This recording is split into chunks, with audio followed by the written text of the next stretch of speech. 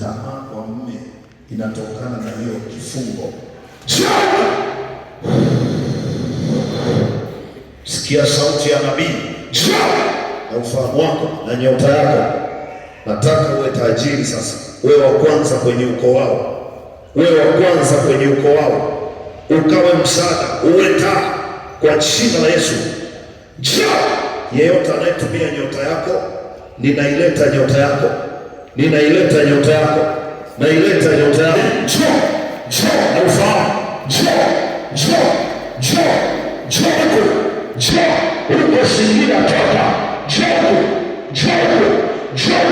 yeyote anayekutumia huko, leo ninakutenganisha naye. Huyo aliyesoma akatumia nyota yako aanguke kazini kwa jina la Yesu. Anayetumia nyota yako afilisike.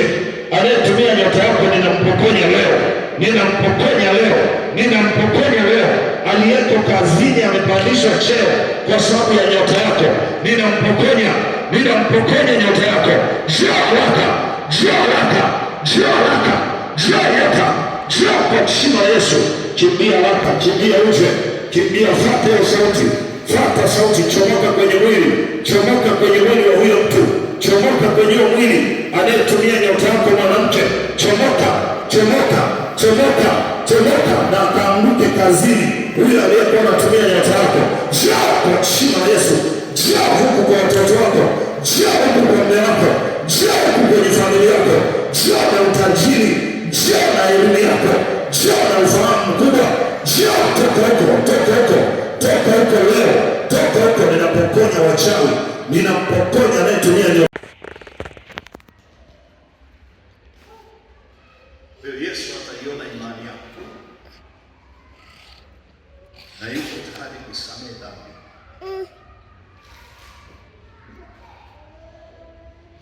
Na ukisamehewa dhambi, shetani hana nguvu juu yako,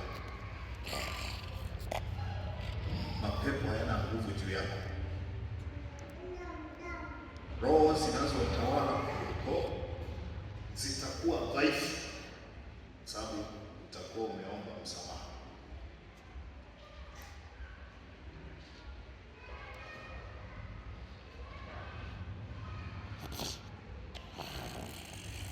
Napomalizia kuomba huyu naye ni mgeni, tutaendelea naye hatua kwa hatua.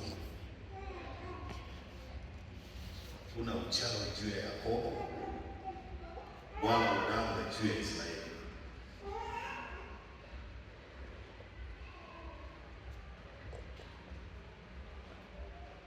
Nimeshaamua